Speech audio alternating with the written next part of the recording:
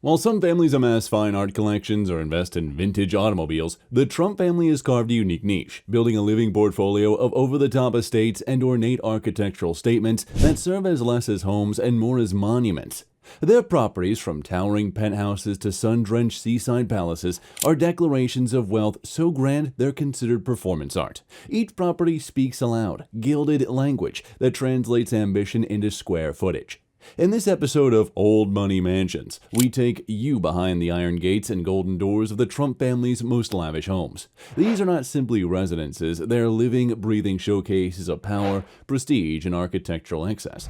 Join us on a journey through real estate that doesn't whisper class, it shouts it from the rooftops adorned with 24-karat gold. At the summit of New York's Trump Tower lies a residence that redefines the idea of luxury. Donald Trump's triplex penthouse, spanning 10,000 square feet, this gilded eyrie floats above Fifth Avenue, a dizzying fusion of marble, gold, and limitless confidence. It's a place where subtlety was left at the door, if it ever entered in the first place.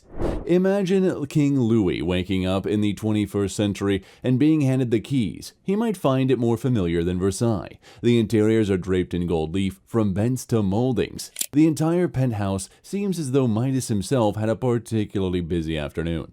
Luxury brands dominate the kitchen, with appliances from Gaggenau and Sub-Zero flanked by rare Italian marble countertops that likely outprice entire townhouses. The master bedroom, swathed in blush pink marble known as Rosa Portuguese, carries thinking pink to Baroque. Even the third floor, reserved for staff and guests, feels like a boutique hotel. Valued at an estimated $100 million, this is no ordinary address. It's a penthouse that serves as a monument to Trump. It's more than a home. It's a 10,000 square foot thesis on the idea that too much is never enough. Next, we head to the gleaming shores of Palm Beach, Florida, where Mar-a-Lago stands like a sun-drenched fortress in indulgence. Originally constructed in 1927 by heiress Marjorie Merriweather Post, the estate is a Mediterranean fantasy made real, complete with 126 rooms spread across 20 acres of prime coastal real estate. When Trump purchased this property for a mere $10 million in 1958, it was considered a surprise steal, akin to stumbling upon a Da Vinci. But true to form, Trump didn't stop at preservation. He enhanced the mansion with a 20,000 square foot ballroom featuring $7 million worth of gold leaf, transforming Mar-a-Lago into a shimmering temple. In 1995, the property was converted into a private club, a genius move that turned private indulgence into a public spectacle. Suddenly, the mansion wasn't just a private retreat, it was a magnet for the rich and powerful, and later a functioning alternative to the White House. World leaders have walked its tiled corridors, likely negotiating trade agreements between rounds of golf.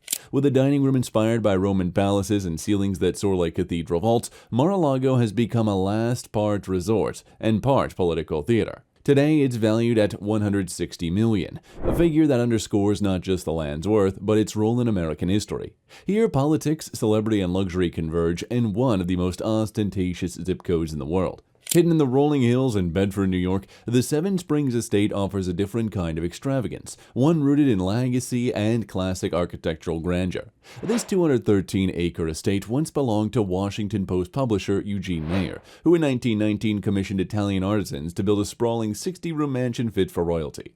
Trump acquired this estate in 1996 for $7.5 million, a purchase that again seemed undervalued for what it offered: a historic home, 3 towns worth of land, and a guest house built by H.J. Hines.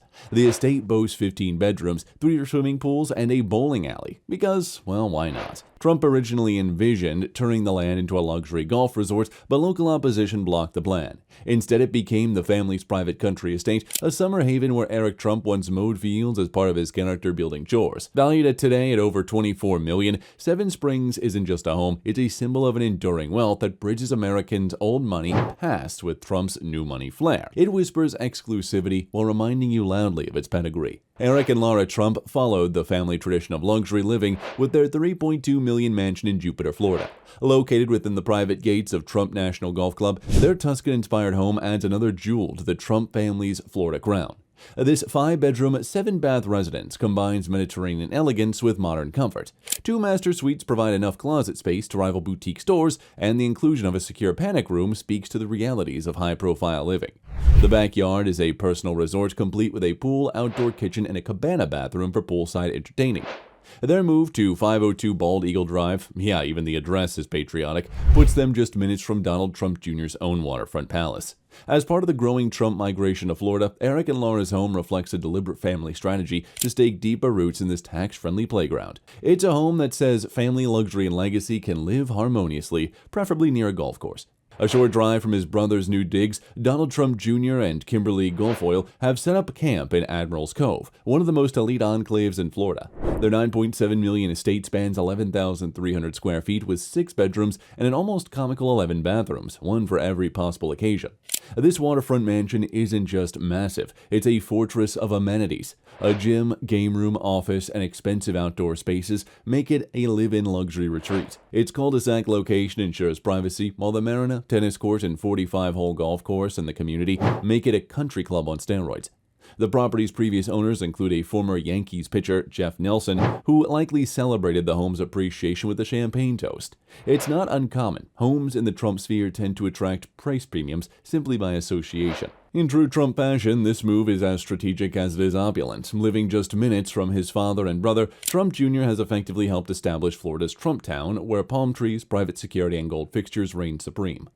Each Trump property offers more than extravagant living. It serves as a physical extension of the family's philosophy. If something's worth doing, it's worth doing to the maximum. Whether perched above Manhattan, tucked into the hills of Westchester, or spread along Florida's sunny shores, these estates are declarations of identity. They don't just reflect wealth, they broadcast it. These aren't just homes. They're stages, sets, and symbols in the ongoing production that is the Trump legacy.